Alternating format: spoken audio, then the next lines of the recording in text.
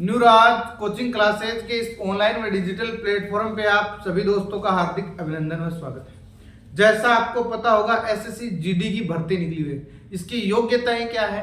आप 10वीं पास हैं, आपने ग्रेजुएशन कर रखा है, आपकी हाइट कितनी होनी चाहिए, इसमें पर्सन किस चीज के पूछे जाएंगे, आपको संपूर्ण जानकारी इस वीडियो में मिलेगी। एक तो एसएससी जीडी की नई भर्ती आ गई है, जानिए इसकी योग्यता, सैलरी। एसएससी जीडी ये क्या, ये बात फेंक है क्या कि 84,866 पदों के ऊपर भर्ती होने वाली है। इसके क्या तथ्य हैं, आंकड़े हैं।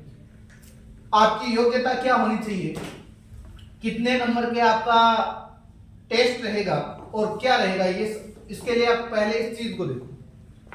उम्मीदवार को किसी भी मान्यता प्राप्त बोर्ड, विश्वविद्यालय से मैट्रिक या 10वीं पास होना चाहिए। साफ स्पष्ट रूप से एसएससी जीडी की जो योग्यता उसमें मांग रखा है कि आप सिर्फ और सिर्फ क्या होना चाहिए, 10वीं पास होनी चाहिए। बाकी आप ग्रेजुएशन है, 12वीं, अगले ने पूछा थोड़ी आपको, आपने तो इतना ही पूछा है आप 10वीं पास है, आप ठीक है, हम 10वीं पास हैं।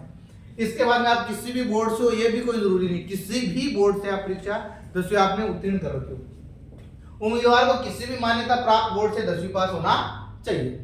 एसएससी जीडी कांस्टेबल पात्रता मापदंड 2024 एसएससी जीडी ये कर्मचारी चयन आयोग, जिस प्रकार से राजस्थान के अंतर्गत राजस्थान कर्मचारी चयन बोर्ड होता है, ठीक उसी प्रकार से सेंटर के अंतर्गत कर्मचारी चयन आयोग है, वो ये भर्ती करवाता है। इसमें कौन कौन सी पैरामिलिट्री फोर्स आती है वो भी बताता हूं आपको। अधिसूचना जारी की गई है एसएससी जीडी के, आपको अभी ऑनलाइन आवेदन 24 नवंबर 2023 से जारी किया और 31 दिसंबर। पहले तो फर्स्ट काम तो विद्यार्थी का ही होता है कि आपको ऑनलाइन आवेदन शुरू हो गए, आप इनका एसएससी जीडी का ऑनलाइन आवेदन भरोगे, पहला काम तो ये करोगे, तब आगे की बातें समझ में आएंगी। एसएससी जीडी में पात्रता, राष्ट्रीयता ये सब लोगों के पास है, भारत की नागरिकता होनी चाहिए, सब लोगों के पास है।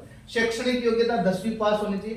अब इसमें बहुत सारे विद्यार्थियों के आयु में ऐसा था कि सर ये वर्ष हम भर सकते हैं क्या, नहीं भर सकते। अब देखो ये चीज है, आप लोग जनरली उन्होंने जो उम्र मांग रखी है वो है 18 से लेके 23 वर्ष तक। आप लोग इसके 18 साल से हो तो 18 साल के बाद में आप फॉर्म भर सकते हो, कोई समस्या वाली बात नहीं है, ठीक है। 23 साल तक सारे लोग फॉर्म भर सकते हैं। अब कुछ जो क्राइटेरिया जैसे एससी वाले हैं, एसटी वाले हैं और ओबीसी वाले हैं, इनके लिए क्या है, एससी वालों के लिए 5% की छूट है, 5 मतलब 5 ईयर्स उनके लिए एक्स्ट्रा है। तो आप 23 में से आप 5 जोड़ोगे, कितने हो गए खुद को पता है आपको। ओबीसी में 3 साल की छूट है, मतलब आप 23 साल के कंप्लीट हो गए, उसके बाद में 24, 25, 26 साल तक आप फॉर्म भर सकते हो। ये स्पष्ट रूप से प्रावधान किया गया है। उसके बाद में ये गलत है, एसएससी जीडी यहाँ 5 साल है, 5 वर्ष है। अन्य पिछड़े वर्ग के लिए 3 है, विकलांग के लिए ये, इस चीज को आपको जाना नहीं है, कोई मतलब नहीं है। अभी सिलेबस मैंने आपको ये बताया कि इसके अंतर्गत सिलेबस क्या है। कोचिंग अभी ये बैच शुरू कर रही है, आप इसको भी देख लेना। रीजनिंग के आपके 20 प्रश्न आएंगे, 40 नंबर के होंगे। जनरल आपके जो करंट, जिसको आप जीके बोलते हो, आपके 20 नंबर का होगा, 40 अंक होंगे। आपके मैथ के 20 प्रश्न आएंगे, 40 नंबर के। और हिंदी है, अब देखो इन दोनों में भी जो कंफ्यूज है, आपको एग्जामिनर ये कह रहा है कि आप ये वैकल्पिक विषय हैं, आप किसी एक का चयन कर सकते हो, तो अधिकतर विद्यार्थी हिंदी का चयन करते हैं। और हिंदी के आपके 20 प्रश्न आएंगे, कितने नंबर के आएंगे, 40। ऐसे कुल मिलाकर 80 नंबर का पार्ट हो गया। आपको लाने कितने हैं, मतलब टोटल 160 नंबर। देखो तैयारी खुद को करनी है, ज्ञान ज्यादा देने से फेंकने से ये बातें, इनमें से कोई उड़ाधानी है नहीं। तैयारी करोगे, भर्ती निकल गई है, फॉर्म भरा देना, सिलेबस आपके पास होना चाहिए।